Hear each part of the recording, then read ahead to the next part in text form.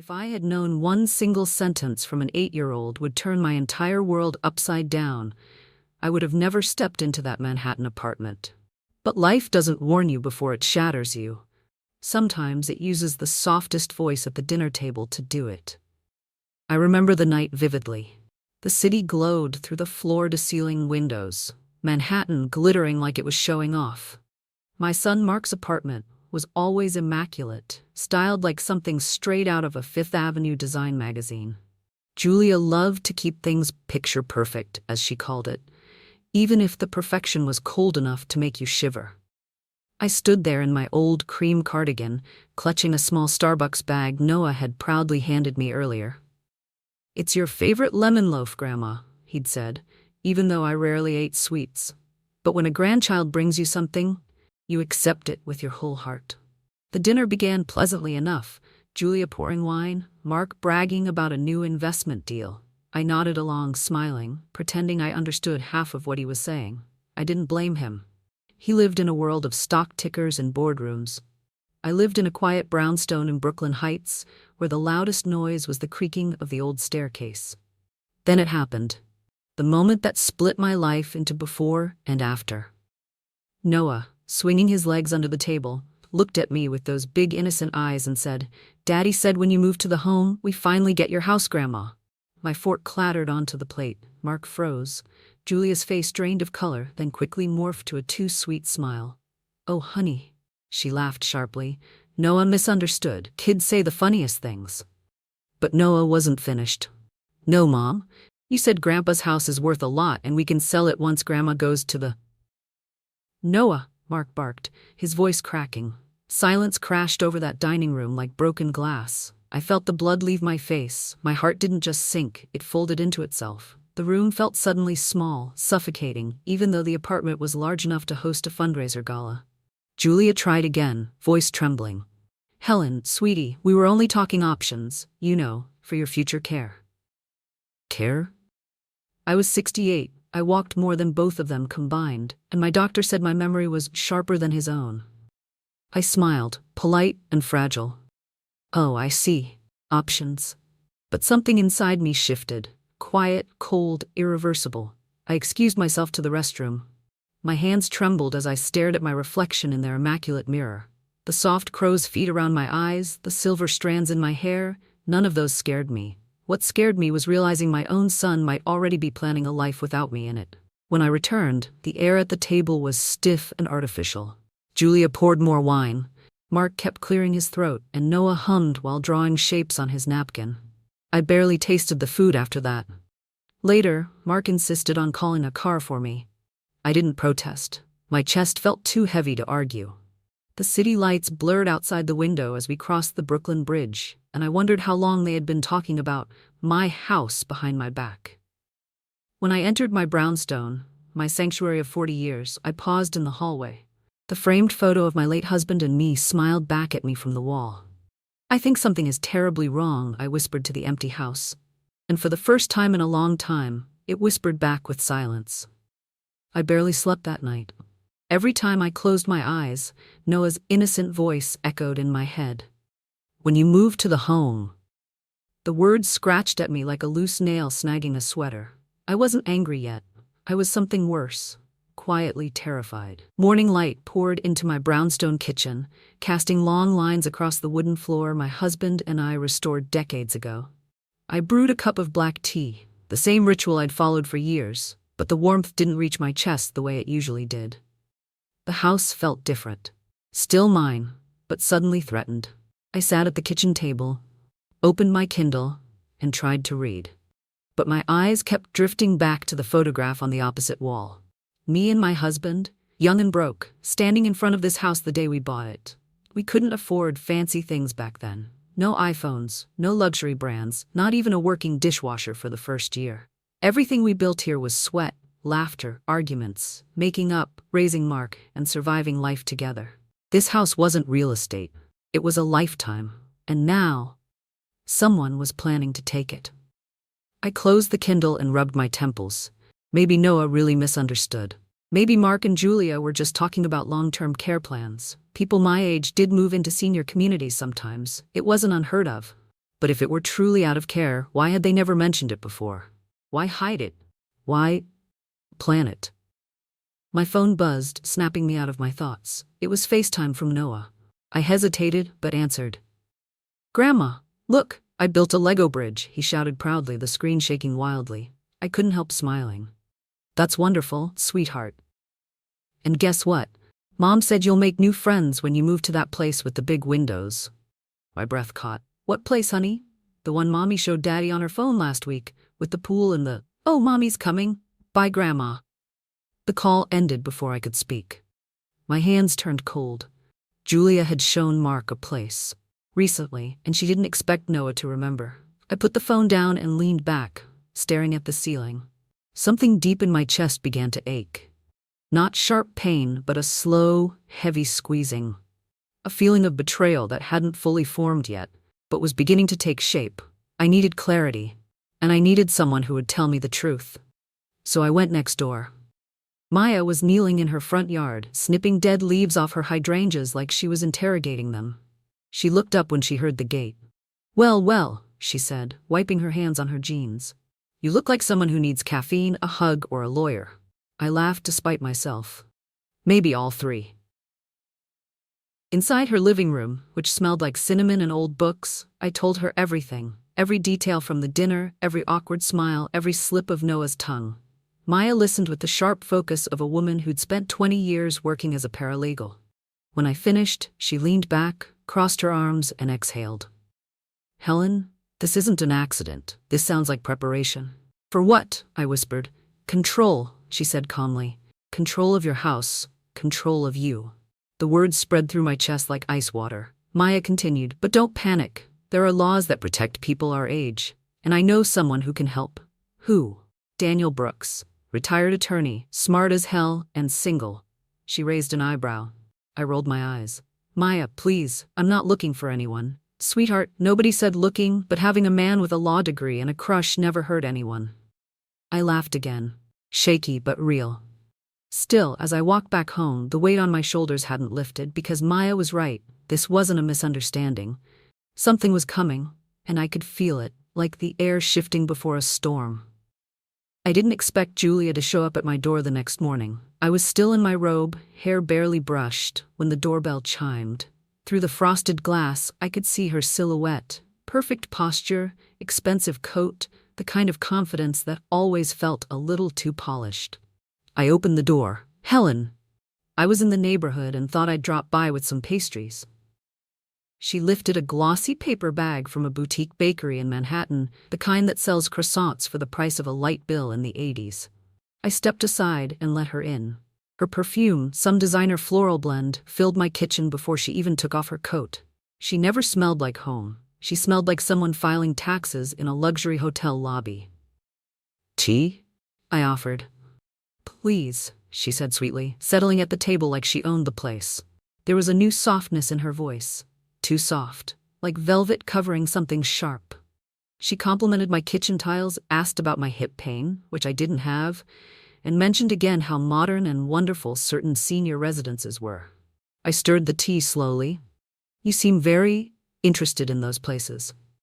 "Oh, Mom," she said, laughing lightly, "we just want you to have the best care. You know how forgetful you've been lately." Forgetful? I remembered every word she'd said at dinner 2 nights ago, especially the lies. She reached into her designer tote to pull out her phone, and that's when it happened. A thick folder slipped out with it, landing halfway on the table. She froze. I froze. "Oh, that's nothing," she said quickly, grabbing for it. But her bag caught on her chair, and for a moment, just a moment, she struggled. Long enough for me to see what was inside. Forms, medical notes, copies of legal documents, and most shockingly, a photocopy of my signature on something that looked like a consent form. My signature, but not my hand. Julia finally yanked the folder away. "Sorry, just work paperwork," she said in a voice too high to be natural. I acted clueless. "Let me grab napkins," I said, walking to the counter. My heart pounded against my ribs, but my hands stayed steady. I grabbed my phone, and I turned on the camera. Julia stepped into the hallway to take a call. Loudly fake laughter and exaggerated, "I'll send the contract today," echoing toward the living room. While she talked, I quietly opened the folder she'd left on the chair. My fingers shook, but not from fear, from a fire I hadn't felt in years. There it was, a psychiatric evaluation request form, claiming memory decline, claiming confusion, claiming I wasn't capable of making legal decisions, signed by a doctor I'd never met. Next was a preliminary application for a memory care unit in a Manhattan senior facility. And then the photocopy of my signature giving consent. My name looked right, but the slant was off, the spacing was wrong, and I hadn't held a pen like that since my arthritis acted up 4 winters ago. I snapped pictures of everything, so many that my phone storage complained. Suddenly Julia returned. I nearly jumped. "Everything okay?" she asked, eyes narrowing just a little. I forced a smile. "Of course." She collected her things, gave me a hug that felt like being wrapped in barbed wire, and left with a chirpy, "Think about the senior home. It's really best for everyone." When the door closed, I slumped into the kitchen chair, breath shaking. They were trying to declare me incompetent. They were trying to take my home. And they had already started the paperwork. That night, under the soft glow of the pendant lights, I sat with my MacBook Air open, scrolling through the photos. My own signature stared back at me like a stranger. For the first time since dinner, I didn't feel afraid. I felt furious. Someone was going to regret underestimating me. I didn't wait long before going back to Maya's house. I showed up on her porch the next morning, clutching my phone like it was a smoking gun. She opened the door before I could even knock. She always said she had a sixth sense for trouble, and apparently I radiated trouble like a broken antenna. "You look like someone who saw her obituary printed early," she said, pulling me inside. I handed her my phone. She scrolled through the photos, my forged signature, the memory care application, the fake medical notes. Her eyebrows climbed so high, I thought they might escape into her hairline. "Well," she said finally, "this is worse than I expected." "That's comforting," I muttered. We sat at her dining table, surrounded by stacks of gardening magazines and a half-solved crossword puzzle. Maya put on her reading glasses, the thick, dramatic kind that made her look like a retired Broadway star, and examined each picture like a detective on a crime show. "I can tell you right now," she said, "the signature is fake. Look at the angle. You haven't signed like that in 10 years. I blinked. "How do you know that?" "I've watched you sign for packages for years," she said.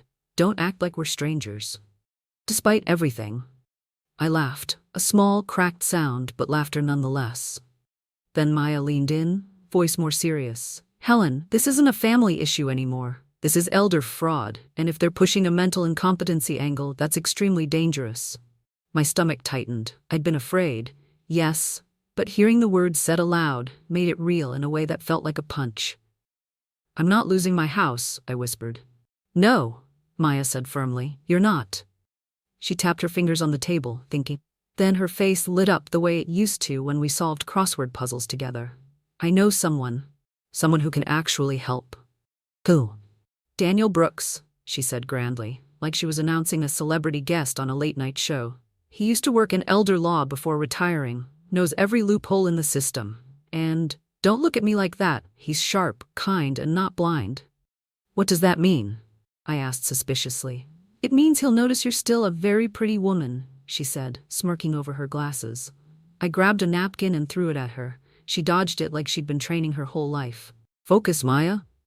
"I am focusing," she insisted. "It's multitasking. I can think about legal strategy and your romantic future at the same time." I felt my cheeks warm. Romantic future? The only romance in my life lately was between me and my heated blanket. But still, a flutter of something I hadn't felt in a long time, stirred in my chest. Not hope, not yet. More like curiosity stretching its legs after a long sleep. Maya continued, "I'll call him. He owes me a favor from years ago when I helped him with his sister's estate. Don't ask what the favor was. It involves a cat, a broken garage door, and 2 terrified paramedics." I stared. "I'm not sure I want to know." "You don't," she said. She put her hand over mine, a warm, steadying gesture. "Helen, listen. Mark isn't thinking straight. Julia's dangerous. But you're smart, and you're not alone." Loneliness had been my shadow for years, but in that moment, sitting in Maya's cluttered dining room, sunlight hitting the dust in the air, I felt something shift inside me. Not fear, not despair, resolve. "So," Maya said, standing up and opening her phone. Are you ready to fight back?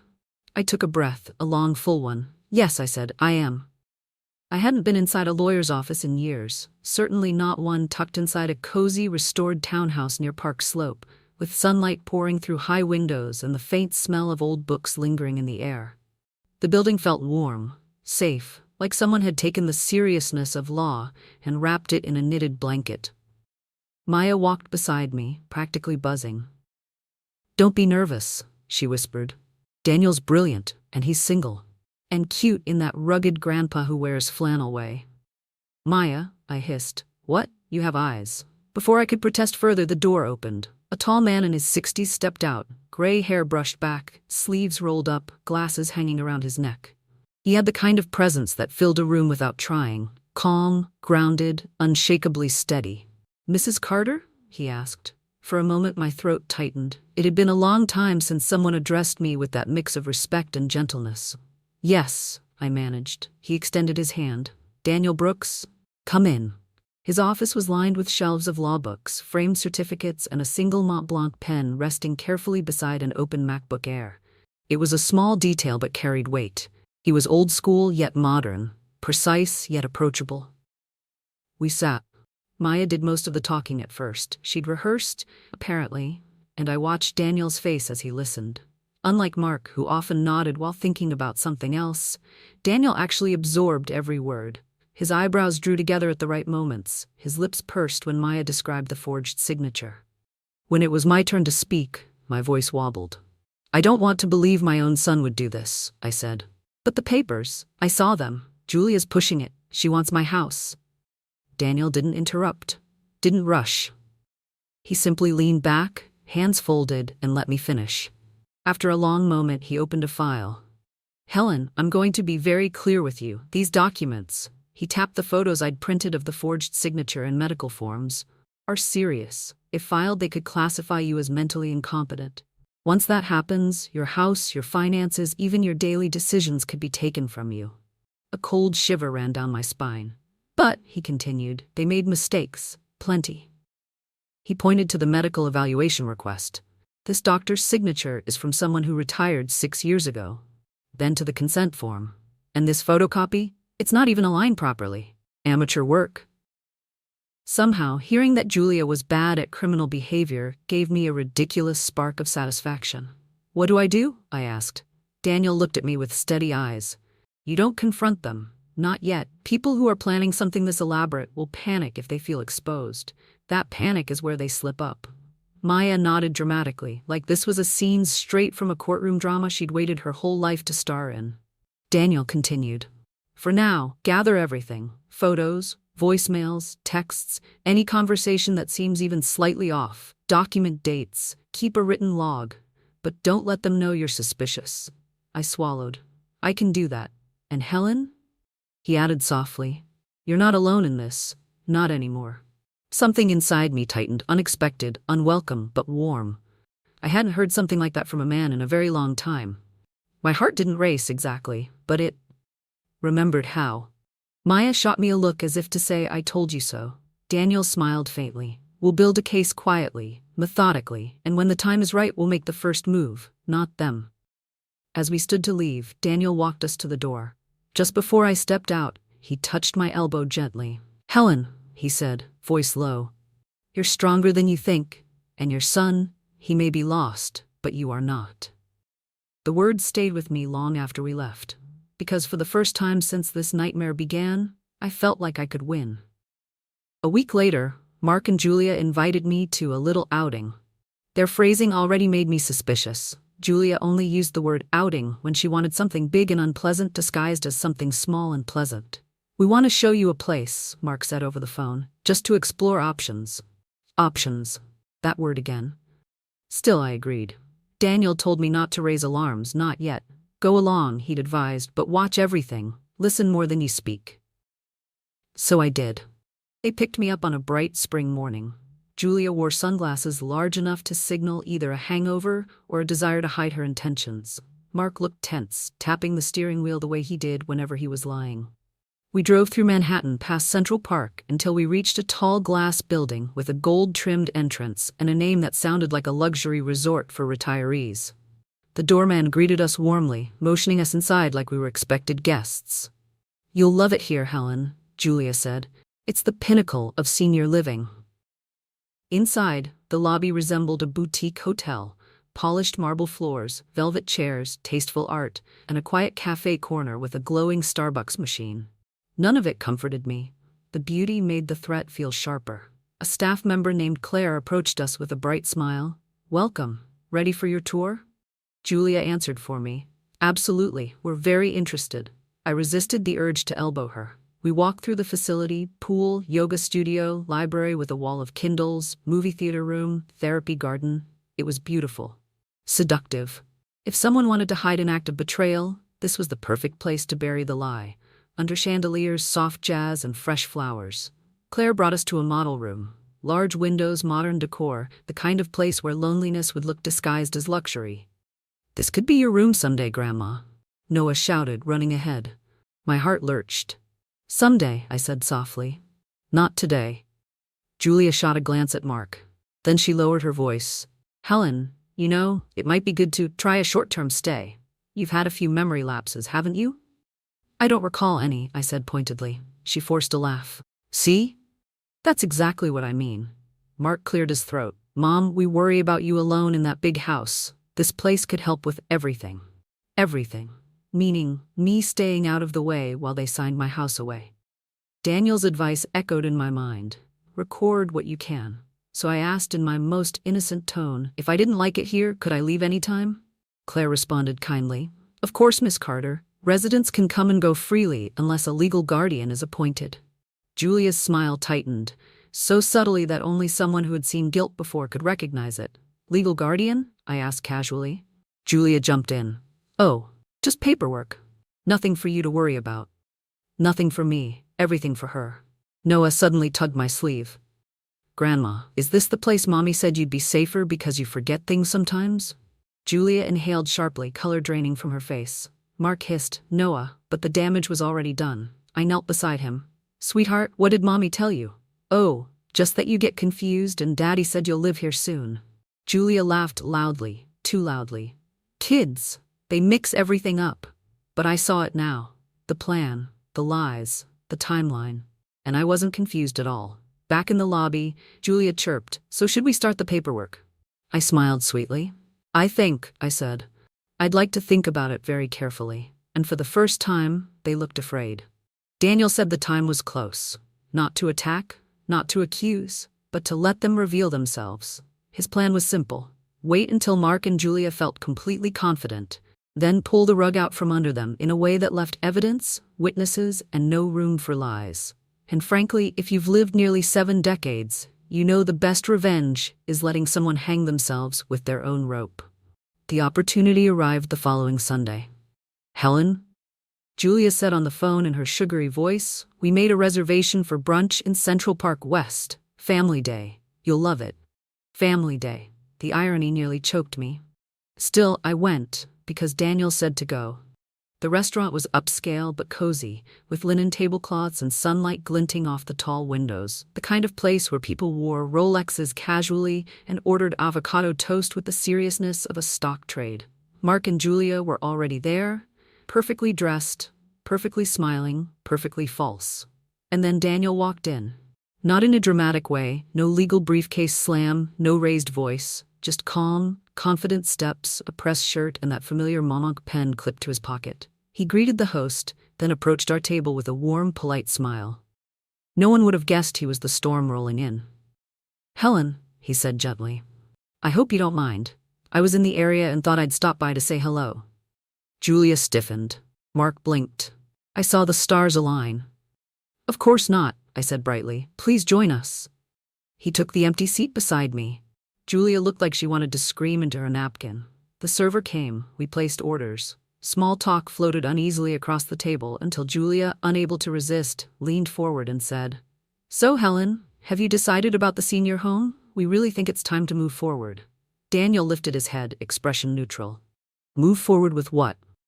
"Oh," Julia breathed too quickly. "Just a little care arrangement. Mom's been having memory issues." I choked on my water. Mark kicked her under the table. Daniel folded his hands. "Memory issues? Interesting. Because Helen and I reviewed her recent medical records yesterday, and everything was perfectly normal. Julia paled. Records? What records? She hasn't had a checkup in months. Daniel's brows rose slowly. Then perhaps you can explain why her signature appears on a psychiatric evaluation form dated 3 weeks ago. Mark's fork clattered. For a moment, Julia didn't breathe. Then she stuttered. Well, paperwork gets mixed up. It doesn't, Daniel said calmly. Not in elder law, not in mental competency cases, and certainly not when the signature appears to be photocopied. I watched the color drain from her face like a watercolor left in the rain. Then Noah, sweet, oblivious, truth-telling Noah, looked up from his coloring book and said, Is Daddy going to jail because of the papers? The entire restaurant went silent. A man at a nearby table lowered his newspaper. A woman held her mimosa midair. Mark whispered, horrified, Noah, stop talking. Daniel reached into his jacket, pulled out an envelope, and placed it gently on the table. This, he said softly, is a notice of pending investigation from the state's Elder Protection Unit. You'll both receive official copies tomorrow. Julia's gasp sounded like a balloon popping. Mark pressed both hands to his face. I tried to talk to you, I whispered, voice trembling. I would have helped you if you were struggling, but you tried to erase me. Tears burned in my eyes, but they didn't fall. Not this time. Julia lunged for the envelope. Daniel slid it out of reach effortlessly. You'll want to sit, he advised. She didn't. She trembled, swayed, then sat anyway. For the first time since this nightmare began, they were the ones who looked powerless. And I felt myself begin to rise. I always thought the saddest feeling in the world would be losing a spouse. I was wrong. It was realizing your own child could look at you as a burden, or worse, an asset. After the brunch explosion, everything moved quickly. Investigators contacted me within 2 days. Julia tried calling 6 times. Mark left a voicemail that sounded like someone confessing to both a crime and a bad haircut at the same time. Panicked, breathless, scattered. I ignored them. Daniel said to let the process unfold, but nothing prepared me for what happened on Wednesday afternoon. I was in my living room, dusting the picture frames on the mantel, when the doorbell rang.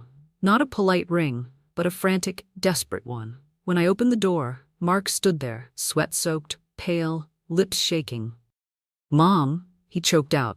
Please, I need to talk to you. For a moment, I almost didn't recognize him. This wasn't the polished Manhattan professional with the tailored suits and controlled voice. This was my boy, my frightened, unraveling boy. I stepped aside silently. He walked in and fell to his knees right on the rug, like gravity had given up on him. Mom, he sobbed, pressing his forehead to my hands, I'm so sorry. I made a mistake. I made so many mistakes. I froze. I had imagined so many reactions, anger, rage, satisfaction, but not this. Not my son collapsing like a man drowning on dry land. Mark, I whispered, look at me. He lifted his face. His eyes were red, swollen, filled with regret that came too late. I didn't want to hurt you, he cried. Julia said it was temporary, that we just needed access to the house for refinancing. We were drowning, Mom. Debt, credit cards, the condo, everything. She said if we fixed our finances, we'd bring you home after. Bring me home, I repeated. Mark, this is my home. I know, he said weakly. I know that now. His voice cracked. I didn't realize she was faking documents. I didn't think she'd go that far. She didn't hide it very well, I said gently. Maybe she thought you wouldn't question her. He swallowed, hard. Mom, can you withdraw the complaint? Or ask them to go easy? I'll fix everything. I'll pay back what I owe. I'll do anything. And then he said the most painful thing a child can say. I was trying to protect my family. A slow ache bloomed in my chest, not sharp anymore, not shocking. Just tired, heavy. The kind of pain you feel when your heart accepts something long denied. Mark, I whispered, I am your family. His lips trembled. I know. We stayed like that for a long moment. Him on the floor, me standing over him, 2 people separated by years of love and a wall of betrayal. Finally, I sat beside him. I'll talk to Daniel, I said softly. But consequences don't disappear just because we're scared of them. He nodded, tears spilling. I'll do whatever the court needs. This doesn't fix everything, I said, but it's a start. At that moment, Noah appeared from the hallway. He'd been staying with me temporarily while things calmed down. He rubbed his sleepy eyes and asked, Daddy, why are you crying? Mark tried to smile. Because Daddy made a mistake, buddy. Noah nodded matter-of-factly. Mommy makes mistakes too. She told Miss Claire you forget everything, but you don't forget anything. Despite everything, I let out a small, cracked laugh. Kids, tiny truth bombs with legs. Later that evening, after Mark left, I carefully took down the old family portrait from the wall. The one where we all smiled like a perfect Christmas card. I placed it in a cardboard box, closed the lid, and slid it under the bed. Not out of anger, out of acceptance. Because families don't stay frozen. Sometimes they break, sometimes they grow, sometimes they become something new. And I was becoming something new too. The weeks after the investigation began felt strangely quiet. Like standing in a house after a storm has passed, where everything is still standing but nothing sits quite where it used to. The legal process moved forward. Julia hired her own attorney. Mark cooperated. Noah stayed with me on weekends, filling the brownstone with soft laughter that made the silence less sharp. But something inside me had shifted. I no longer lived in fear of losing my home. I no longer waited for the next betrayal. I wasn't bracing for impact anymore. For the first time in years, I had space to think about myself. It began with a simple decision. I wanted a fresh start. Not running away, just moving toward something new. Toward my own life, not the leftovers I had accepted for decades. So I visited a senior residence near Central Park, the same one Julia tried to shove me into, but this time on my terms. Ironically, the place looked much softer when you weren't being dragged into it. The sun hit the courtyard jasmine trees just right. People laughed during Tai Chi class, and the staff treated me like a person, not an inconvenience. The director showed me a room overlooking the garden. "We can reserve it for you," she said gently. I surprised myself when I replied, "I'll take it." Not today, not tomorrow, but soon. A new chapter deserved a new setting. When I told Daniel, he smiled. Not the polite smile he gave strangers, but the warm one that reached his eyes. "I'm proud of you," he said. We met often during those weeks, part legal guidance, part companionship, part something neither of us wanted to label yet. Sometimes he brought files in his worn leather briefcase. Sometimes he came with 2 Starbucks coffees and a pack of almond biscotti he pretended he didn't like, but absolutely did. One Friday afternoon, he invited me to a small reading event in the community room of the residence. Nothing fancy, he'd said, just a group of people who refused to get old. I laughed and went. The event was cozy. Older adults in comfortable sweaters, the scent of lavender lotion, the hum of conversation. But Daniel stood out, not because he was handsome in that quiet, dignified way, but because his eyes kept finding me across the room. When the reading ended, music started, soft jazz from a speaker someone probably bought on sale. People formed pairs for slow dancing. I stood near the window, hesitant. I hadn't danced with a man since my husband died. Then Daniel approached, hands folded politely. "May I?" My heart, traitorous as ever, fluttered like a girl's. I placed my hand in his. We moved slowly, gently, as if the moment might break if we pushed too hard. His hand rested lightly at my waist, not claiming, not assuming, just present. "You know," he murmured, "you're allowed to be happy again." I swallowed. "I'm trying." He smiled. "You're doing better than trying." A warmth spread through me, unexpected, deep, and comforting. Not fiery passion, not dizzying infatuation, something quieter, something steadier, something earned. Later that night, back at my brownstone, I stood before the mirror. Not checking for wrinkles or flaws, those didn't scare me anymore. I looked at myself the way a woman looks when she's relearning her own worth. I took out a soft blue dress I hadn't worn in years. It fit differently now, looser in some places, tighter in others, but it still felt like me. I brushed my hair, added a hint of lipstick, and smiled at the reflection staring back. "I remember you," I whispered to her. "I thought you were gone." But she was here. She had just been buried under decades of sacrifice. When I turned off the lights and walked to bed, the house felt lighter, like it was exhaling with me. Because I wasn't just surviving anymore. I was becoming myself again. The day of the final hearing arrived with crisp air and early autumn leaves drifting along the sidewalks of downtown Manhattan. I wore a navy dress, simple but elegant, the same one my husband once said made me look like a woman who knows her power. For the first time in months, I felt that power again. Daniel met me at the courthouse steps. He offered his arm, not because I needed help walking, but because he wanted to walk with me. Together. Inside, everything smelled like old paper and colder truths. Julia sat with her attorney, stiff-backed and pale. Mark sat beside her, shoulders slumped, eyes empty. I didn't feel rage anymore. I felt distance, like they were characters in a story I no longer belonged to.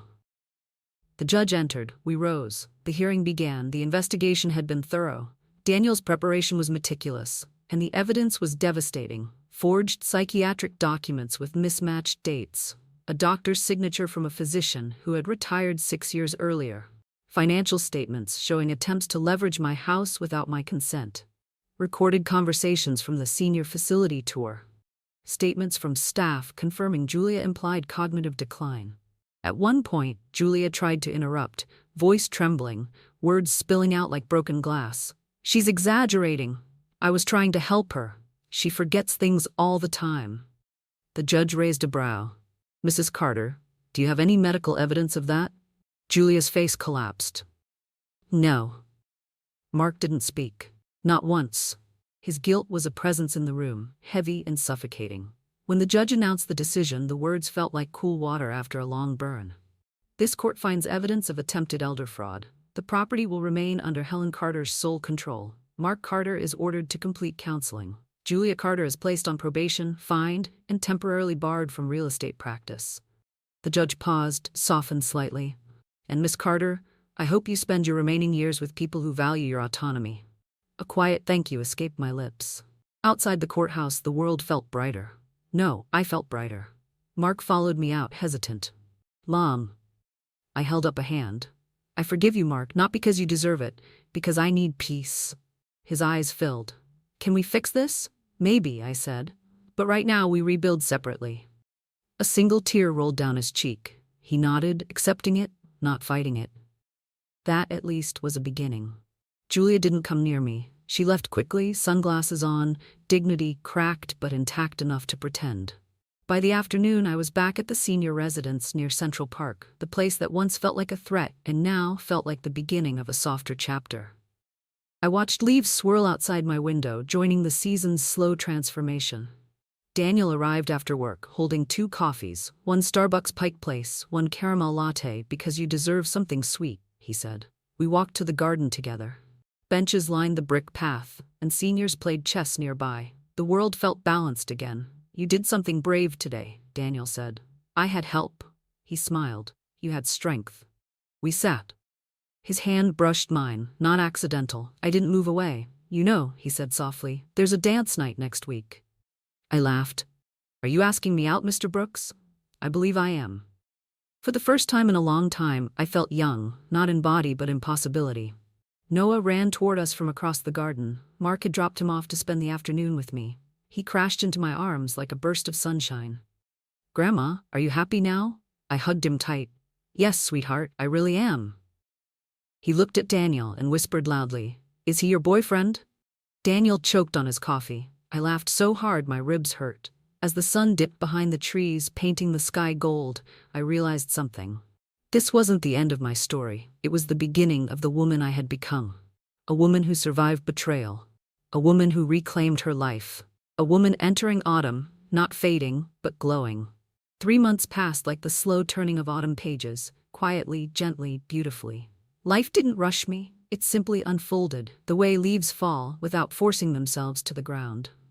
I settled into the senior residence near Central Park, the same place that once felt like a threat, and now felt like a sanctuary. My room overlooked the garden where the maple trees shifted from gold to crimson. Every morning, I opened the curtains and whispered the same words to myself. I'm still here. I'm still beginning. Moving took time, physically, emotionally. I brought only what mattered. A few photo albums, my husband's old watch, a throw blanket Noah loved to cuddle in, and a framed picture of the brownstone. Not because I missed the house, but because it shaped me. It held the version of me who survived everything.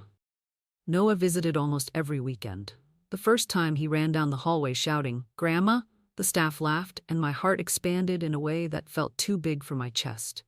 He brought drawings, some crooked, some brilliant, all showing me, him, and Daniel by the big trees of Central Park.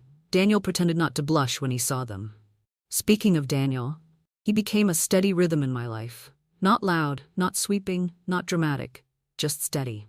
He stopped by after his volunteer shifts, usually with 2 Starbucks coffees in hand, one latte for me, one plain black for himself. I like simple things, he always said.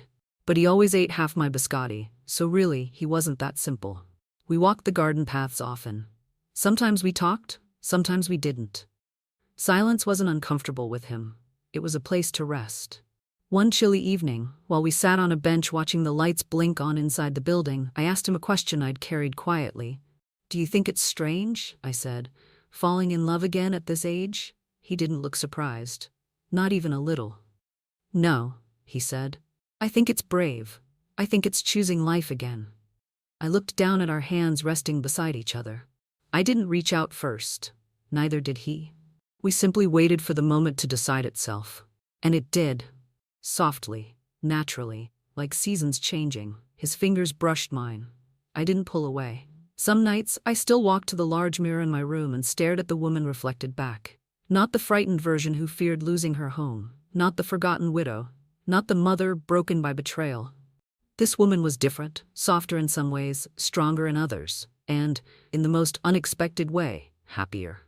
Mark visited too, slowly, cautiously. He didn't ask for forgiveness anymore. He asked for a chance to rebuild trust one small piece at a time. He joined me on walks with Noah, helped plant new flowers in the community garden, even brought me a MacBook Air one afternoon. "For writing, if you ever want to," he said. It wasn't the gift that mattered. It was the humility in his eyes. "Thank you," I told him. "Let's both do better." He nodded. "I will." And I saw the truth in it. A few days ago, the first snowflakes fell, light, delicate, like feathers drifting from a white sky. I stood at my window, watching children below run in delighted circles. Daniel came up behind me, hands tucked in his coat pockets, trying and failing to hide his smile. "Ready for our walk?" he asked. I turned to him, heart warm. "Always." And as we stepped outside into the soft, falling snow, I realized something I never expected to feel again. My story wasn't winding down. It was opening, quietly, beautifully, into something entirely new. A season not of endings, but of beginnings.